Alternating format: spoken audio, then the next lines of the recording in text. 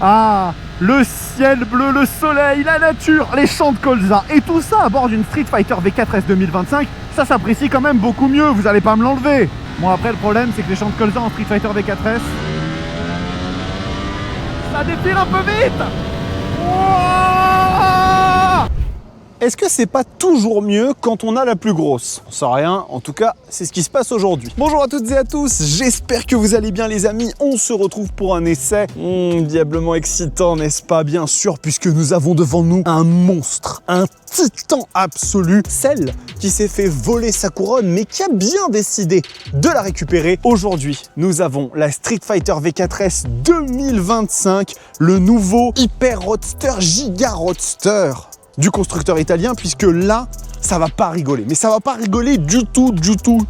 Vous le savez, la Street Fighter V4 était déjà une machine assez énervée, mais Ducati ont décidé de pousser tous les potards au maximum pour ce nouveau millésime, et on va voir ensemble si elle est à la hauteur de sa réputation. Alors, avant qu'on se lance dans les joyeusetés, on commence par s'abonner à la chaîne, ça c'est super important, ça fait longtemps que je vous l'ai pas rappelé, mais c'est hyper important. C'est le meilleur soutien que vous puissiez m'apporter, et si vous souhaitez soutenir mon travail, n'hésitez pas à le faire. Le petit like et le commentaire, ça aide aussi à référencer la vidéo. Et puis, il y a un lien qui se crée, vous savez, c'est pas robotique comme ça, hein, il y a un petit peu de côté humain, c'est très sympathique. Et on va remercier également Espace Murite qui nous ont prêté le jouet. Alors, ça fait 3 semaines et demie que je roule en Street Fighter V4. J'en ai eu 3 entre les mains. Une rouge, la noire absolument incroyable que vous avez dû voir passer sur les réseaux sociaux, et cette nouvelle, donc je sais bien ce que donne la machine, et surtout, vous restez jusqu'au bout de la vidéo, parce que tout à la fin, je vais vous donner un bon plan. Si vous êtes intéressé par cette machine, on lance un truc cool avec Murite, donc vous restez bien jusqu'à la fin de la vidéo, et on en parle après. Bon.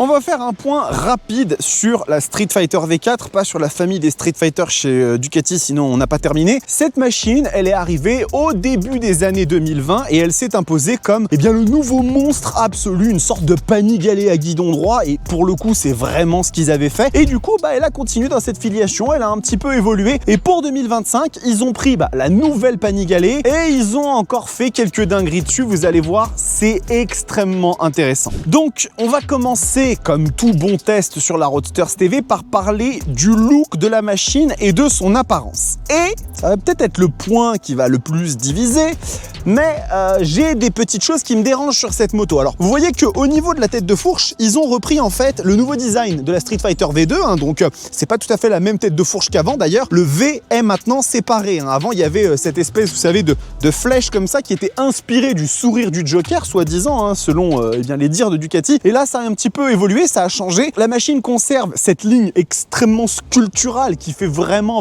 penser à une Panigale à guidon droit, hein. On a enlevé quelques morceaux de carénage, mais on retrouve la Panigale. Et puis, il y a eu quelques trucs un peu décevants qui ont un peu chagriné les fans, notamment l'abandon du monobras, hein, puisque vous le savez, le constructeur transalpin a décidé de se concentrer sur des solutions plus efficaces, ce qui est normal, je vous le rappelle, pour les machines les plus performantes d'une gamme, hein. C'est pas le cas pour la Diavel ou la X-Diavel qui, elles, ont toujours du monobras, parce qu'on peut faire du style. Quand on parle d'une Hyper Sport ou un Roadster de plus de 200 chevaux, l'idée c'est d'avoir un truc qui soit vraiment efficace, et puis bon, il reste quand même très beau, hein, ce bras oscillant, c'est peut-être l'un des plus beaux de la production, avec le bras oscillant de la Tuono, hein, l'énorme truc en aluminium, c'est très joli aussi, mais bon, c'est sympa. Maintenant, il y a un truc dont il faut qu'on parle, c'est les ailes de Boeing 747 qu'on a là. Ça va pas du tout. J'avais déjà beaucoup de mal sur les ailerons de la Street Fighter V4 ancienne génération, mais alors là, ce qu'ils ont fait, c'est proprement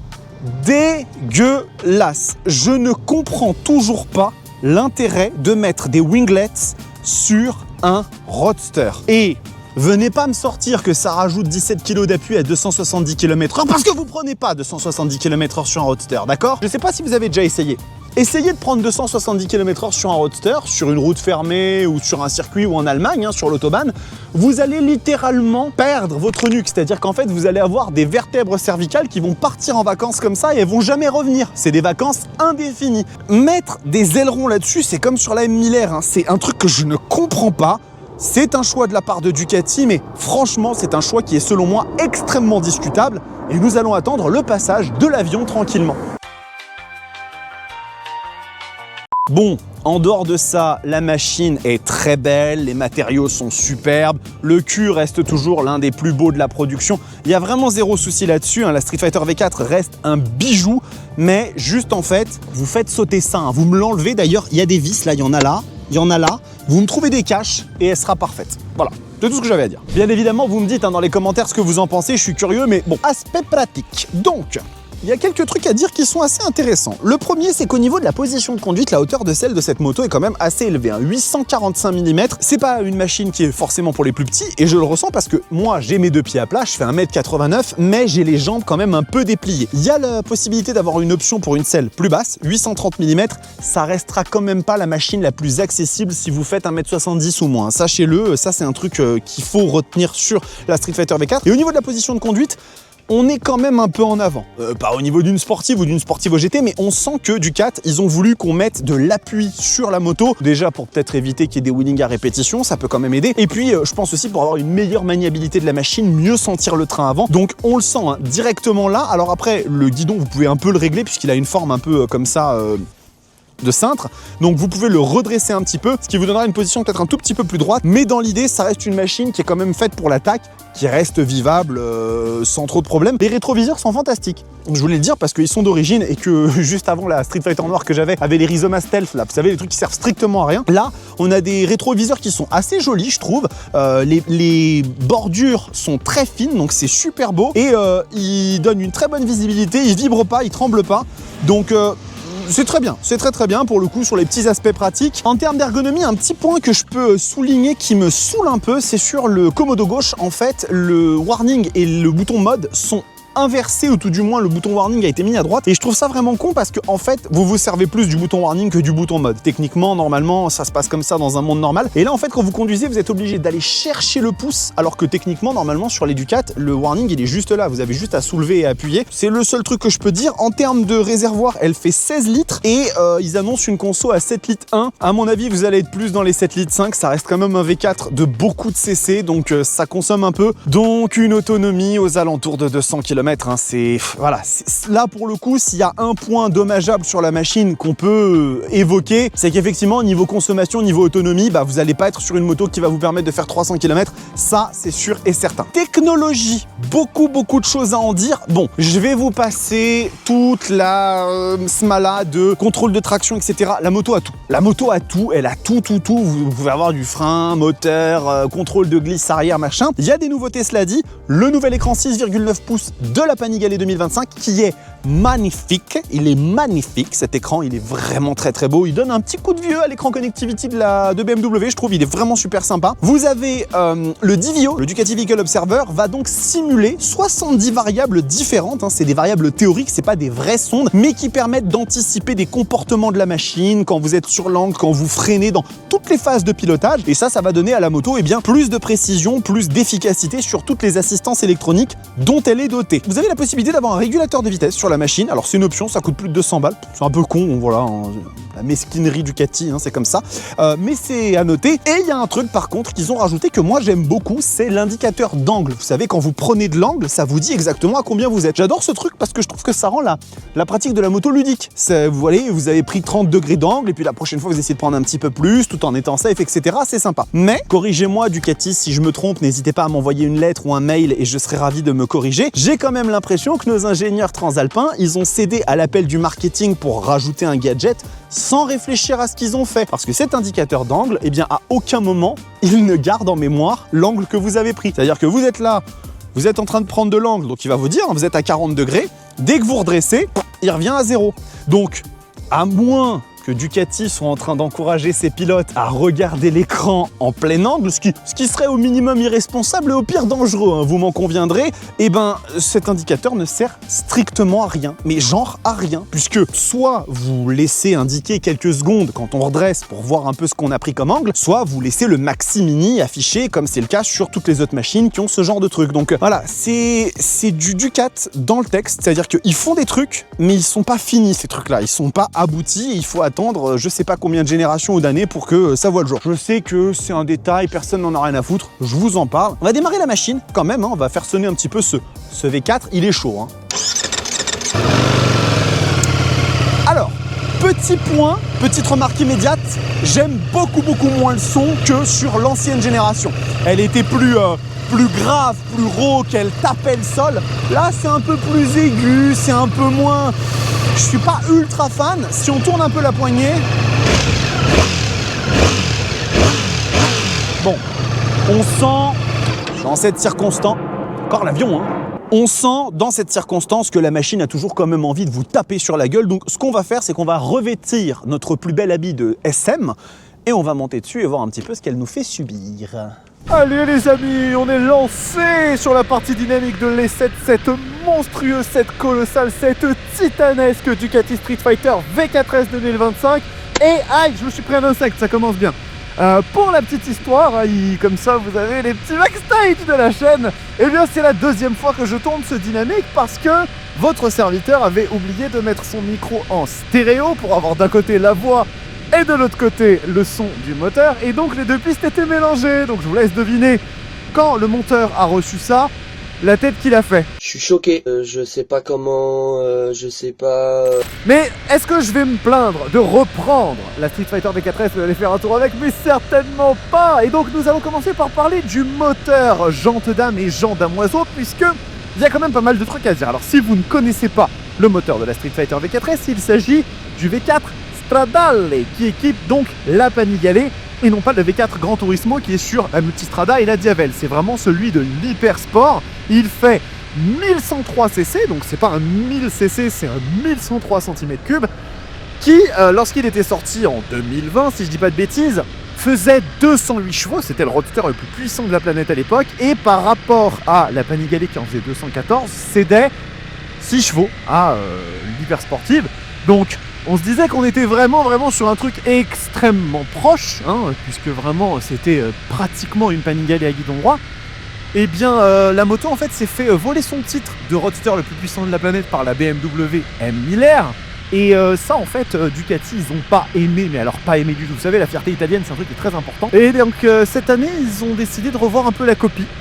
Ce qui fait que la Ducati Street Fighter V4S 2025 sort, accrochez-vous bien, 214 chevaux et 120 Nm de couple, ce qui en fait, eh bien de nouveau, l'Hyper Roadster le plus puissant de la planète. Bravo, elle est contente, elle a récupéré son titre. Alors vraiment, hein, les concours de quéquette entre constructeurs de motos, c'est toujours un très grand moment. Mais du coup, par rapport à la Panigale, maintenant elle n'en cède plus que 2 des canassons, ce qui veut donc dire que, eh ben on est encore plus proche finalement d'une Hyper Sport à guidon droit. Alors, ça c'est bien, c'est super génial, les chiffres, la branlette, mais en dehors du circuit, on sait bien que on va jamais exploiter cette puissance. Mais par contre, il faut quand même qu'on parle d'un truc, parce que vous savez peut-être, et si vous ne le savez pas, je vais vous le raconter, que la Street Fighter V4 et moi, on a une histoire d'amour un peu compliquée. C'est-à-dire que, lorsque j'ai essayé pour la première fois cette machine, qui était une version 2020, donc ça remonte quand même à il y a un moment, j'avais détesté le moteur de la Street Fighter parce qu'en fait il était exactement comme celui d'une Panigale, c'est-à-dire très creux en bas et ça se réveillait à 8000 et à 8000 ça devenait une bombe atomique et tout. Mais le problème c'est que pour moi c'est pas ça un Hyper Roadster. Un Hyper Roadster c'est une version naked d'une Hyper Sport et par conséquent il est beaucoup plus destiné à être utilisé dans beaucoup plus de situations au quotidien, il n'y a pas de prise au vent donc... Forcément, le plaisir qu'on prend à aller dans les tours, il est beaucoup moins important et il faut du coup que le comportement moteur de la machine reflète ça. Il faut que la moto elle soit capable d'avoir un peu plus de répondant à bas régime, qu'elle soit chargée en bas. Et eh bien il s'avère qu'en 2024, je me suis rabiboché comme ça avec la Street Fighter, on s'est remis ensemble lorsqu'un des viewers de la chaîne m'avait prêté son modèle 2024, donc qui avait été remis à jour et sur lequel les Ducati ils avaient compris leur erreur, hein. Ça va, c'est bien, au moins ils l'auraient admis, et ils ont baissé le couple max de la moto de 2000 tours minute. Et là la machine devenait vraiment ultra sympa et très attachante et vraiment j'avais adoré. Et du coup, sur cette nouvelle version, vu qu'on est sur une machine fondamentalement différente, c'est pas une évolution, c'est vraiment une nouvelle version de la Street Fighter. Et là on a quelqu'un qui est en train de prendre des photos. Eh bien on lui dit salut à toi. Voilà, oh le petit sidecar, salut à vous les amis. Et donc on va voir, est-ce que Ducati sont retombés dans leur travers ou est-ce que la machine conserve quand même cette philosophie des générations plus récentes de la Street Fighter V4. Et on va voir ça tout de suite. Je suis en mode sport avec la réponse moteur au maximum. Je vais me mettre à 4000 tours minute.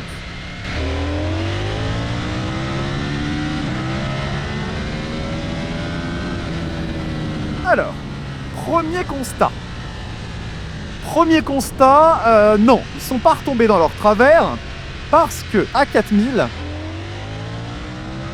ça pousse. À 4000, ça pousse très fort.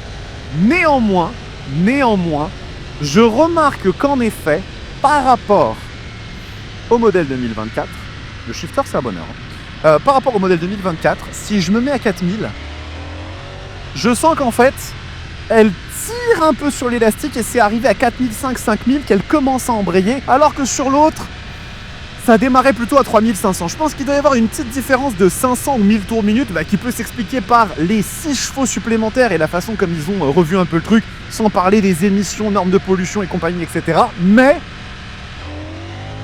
c'est quand même très loin d'être comparable à la première version de la Street Fighter. C'est vraiment toujours aussi boulet de canon, c'est extrêmement plaisant. Là je suis très analytique, hein, vous inquiétez pas, je vais gueuler dans quelques instants, il n'y a pas de problème, ça va être très sympa. Mais là je fais dans l'analyse pure et froide. Effectivement, la moto a plus de répondants à bas régime que les premières générations et un peu moins. Voilà, il faut aller chercher les 5000. Bon, ça rupte à 15 l'engin, donc on va se dire qu'on a quand même la place, et qu'on est au premier tiers du contour, donc ça reste quand même acceptable. Pour moi ça reste acceptable, il n'y a pas de souci. Le bruit du moteur, je vous en ai parlé dans la partie statique, je le trouve dégueulasse, vraiment j'aime pas du tout. Je trouve que la génération précédente, en plus j'ai roulé pendant genre 3 semaines là en Street Fighter, donc j'ai vraiment eu beaucoup l'occasion de voir un petit peu ce que donnait la machine, et le moteur a vraiment un bruit que je trouve beaucoup moins séduisant, beaucoup moins charmant que l'ancienne génération qui était plus grave, plus posée, ça faisait vraiment un bop. Là on est moins là-dessus, donc bon, c'est un petit peu décevant sur cet aspect-là, et il chauffe un peu quand même par rapport à la 2024. Je trouve que vraiment il y a quelque chose d'un peu plus incommodant au niveau de la chaleur. Et maintenant, si on regarde encore un petit coup quand même, oh le bordel. Ok, d'accord, bon, ok. Alors, il y a deux façons de voir la chose. Soit on se parle en 4000, 5000 tours minute, nanana, ok, c'est super. Et du coup, on reste sur des discussions qui sont finalement assez factuelles et terre à terre. Soit on dépasse les 7000, et alors là, par contre... Oh putain! Alors là, par contre, là, c'est les portes de l'enfer qui s'ouvrent. Ok. Donc, on reste tranquille, on se calme. Ça reste une Street Fighter V4, à savoir l'une des motos les plus sensationnelles de la planète. Et pour le coup... Mon Dieu. Ça pousse très fort, les amis. Vraiment, c'est une fusée. Oh là. Non, c'est vraiment hallucinant. C'est du pinaillage, les 4500, etc. Et puis c'est surtout que vous savez que moi j'aime les machines qui ont beaucoup de répondants à bas régime, mais ça reste quand même un moteur qui est dingue. Si on est à Janvry, qu'on se ralentit un petit peu comme ça, et qu'on roule en premier, et qu'on se laisse mourir un peu dans les tours, qu'est-ce qui se passe? Ouais! Il disait qu'elle était plus civilisée parce qu'en fait elle a des trompettes d'admission qui sont variables, peut-être pas d'admission, enfin des trompettes qui sont variables et qui du coup lui donnent un truc un peu plus souple à bas régime, et j'avoue, elle cogne moins, elle est plus civilisée. Là je la laisse descendre à 2000. Ouais, à ce régime-là, l'autre, elle m'aurait mis des coups de patate dans la gueule. Donc effectivement, elle a une tendance à être moins énervée dans les bas régimes, elle est plus civilisée, plus polissée. Donc ça, c'est quelque chose qui est très cool. Et après, on sort de la ville, parce qu'on arrive en ville, mais on sort de la ville. Et quand on sort de la ville, mon copain, ma copine...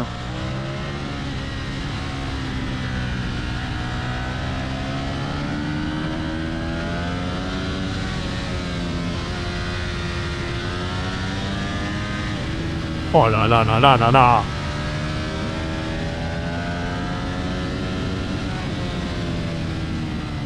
C'est incroyable.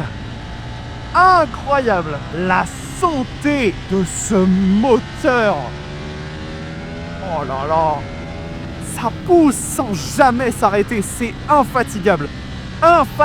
C'est un colosse ce machin. Ah ouais. Non, c'est vraiment une usine à sensations.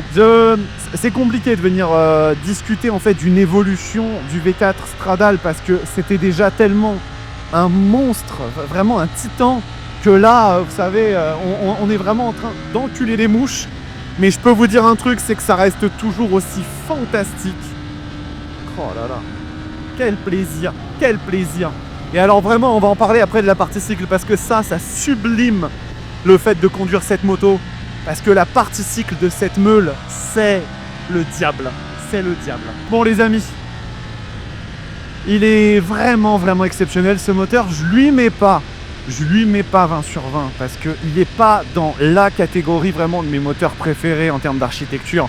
Mais on est vraiment sur un 18,5. Allez, peut-être 18 pour garder le 18,5-19 pour l'ancienne génération que je préfère quand même en termes de sonorité d'origine et de comportement encore un peu plus cogneur à bas régime. Mais franchement, en dehors de ça, c'est incroyable. Allez, on va parler maintenant de la partie cycle. Bon les amis, c'est l'heure maintenant de discuter de la partie cycle de cette moto parce que là aussi, il y a des trucs qui sont assez fous à dire sur la Street Fighter V4S 2025.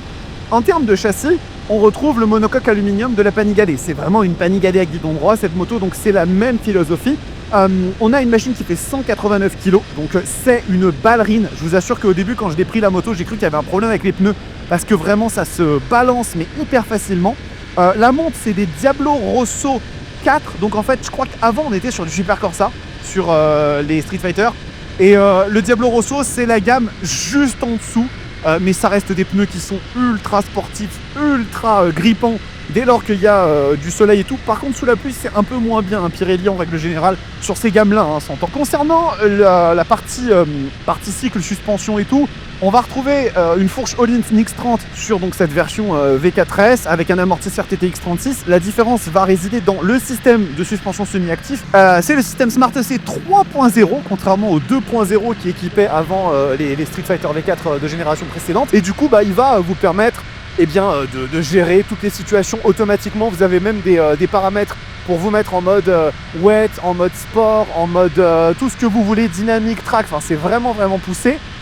Et du coup, la machine filtre super bien les aspérités. Salut à toi ami motard, ça c'est vraiment un truc qu'on peut lui accorder, c'est que la machine elle est très très bonne là-dessus, il n'y a aucun souci. Et ensuite, l'une des grandes nouveautés de la Street Fighter V4S, c'est qu'elle hérite des étriers de frein de la Panigale 2025, à savoir les Brembo iPure, qui sont aujourd'hui les étriers de frein les plus puissants au monde, tout du moins chez Brembo, et qui permettent du coup d'accéder sur cette moto à un statut que aucun autre hyper roadster n'a, puisque c'est le seul hyper roadster au monde à posséder ces freins là. Et on verra un petit peu juste après si ça fait la diff ou pas, mais on est quand même sur le papier sur une combinaison d'éléments qui est monstrueuse. Vraiment je pense que c'est très compliqué de faire mieux que ça pour une moto de route. Aïe, je me suis pris un pétale de cerisier, on se croirait au Japon. C'est difficile pour une machine de route type roadster ou même sportive de faire mieux que ça. Allez, on va voir un petit peu comment elle se comporte dès qu'il y a des courbes. Je peux vous dire que déjà, je me fais pas énormément de soucis pour l'engin parce que... Oh là là là là.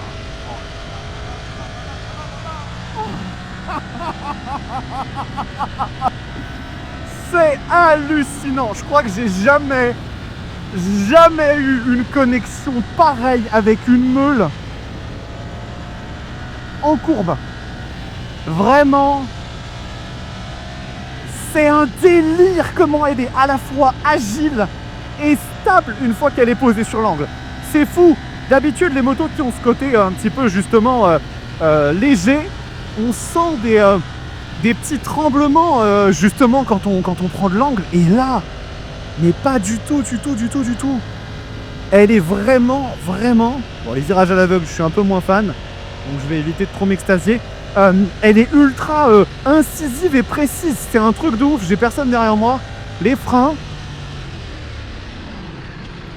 très bons, mais néanmoins, et Dieu sait que ça fait mal, un poil peut-être plus spongieux que le Stylema. Alors attention, hein, c'est toujours une question de mètre cylindre, ça aussi. Hein. Le mètre cylindre, ça joue beaucoup sur la précision des freins, mais c'est un peu moins instantané. Par contre, la puissance, elle est là. Il n'y a vraiment rien à dire. C'est ultra efficace.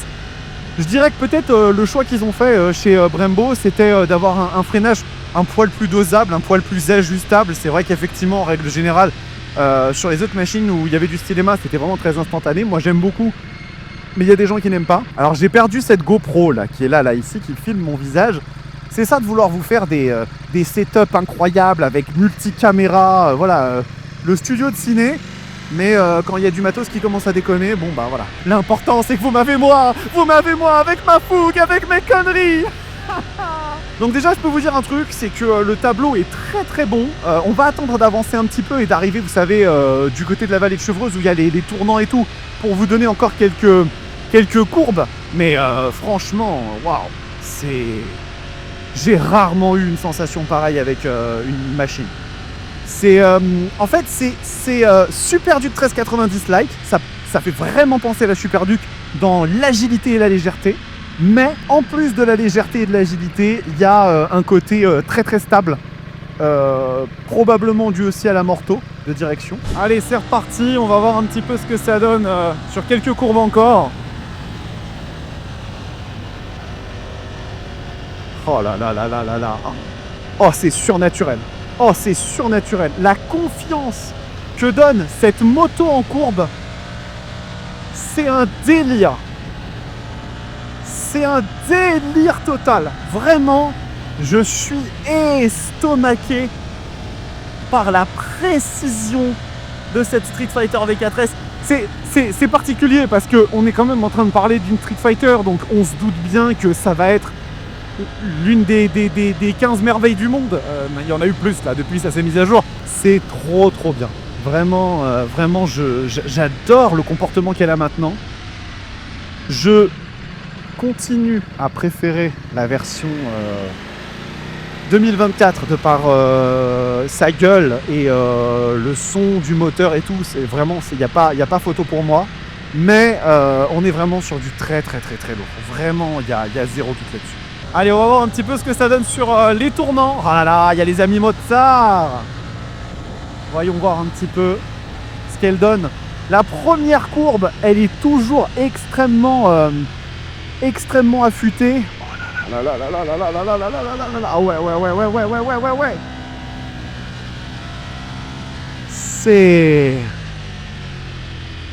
C'est tellement agile, putain, j'ai l'impression d'avoir la Hyper Motard 698 là.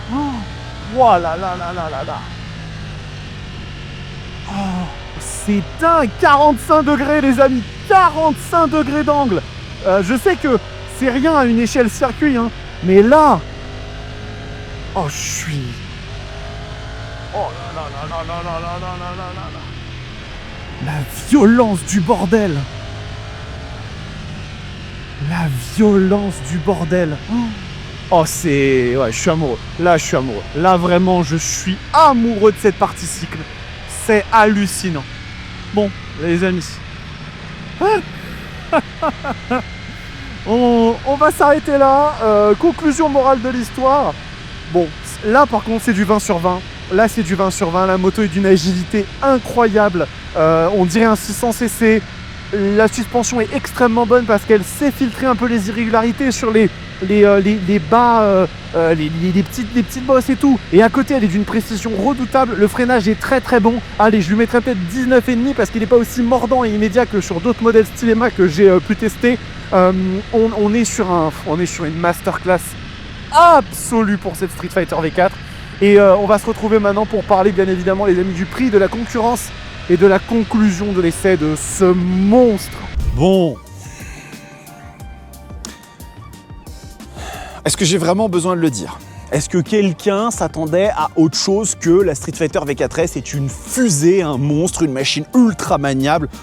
Bon, c'était attendu, ça fait du bien de le dire, la machine est fantastique, elle est incroyable à conduire, c'est vraiment ultra agréable. Je trouve que le freinage iPure, je sens pas vraiment la diff avec les Stylema, mais c'est ultra puissant, le train avant est d'une précision légendaire, le moteur est très répondant, j'aime beaucoup, peut-être un tout petit peu moins que l'ancienne. Dans la génération, vous savez, ils ont baissé le couple max de 2000 tours minute, mais au-delà de ça, c'est un sans faute sur la partie mécanique et partie cycle. À combien se négocie le bousin? Parce que c'est quand même important à mentionner. La standard est à 24 990 € et la S à 28 490 pour les suspensions all-in, c'est tout. Puis les jantes forgées, hein. Elles sont forgées les jantes, on est d'accord. Ce qui en soi est cher, hein, vous rajoutez 3500 balles, mais c'est pas si cher que ça. Quand on prend l'ensemble des éléments, je trouve que ça va, même si la moto coûte un rein. Et je vous l'avais dit, il fallait rester jusqu'au bout de la vidéo, puisque avec Murit, on vous fait une super offre, un super bon plan. Si vous venez faire reprendre votre moto, quelle qu'elle soit, hein, vous avez un petit bonus de 1000 € si vous repartez pour une Street Fighter V4 ou V4S 2025. Si jamais vous n'avez pas de moto à faire reprendre, on vous accompagne. On vous fera un petit truc comme une offre de découverte, bienvenue, entrée en enfer, Street Fighter V4 2025. Vous avez compris? Donc n'hésitez pas, appelez-les, vous leur dites...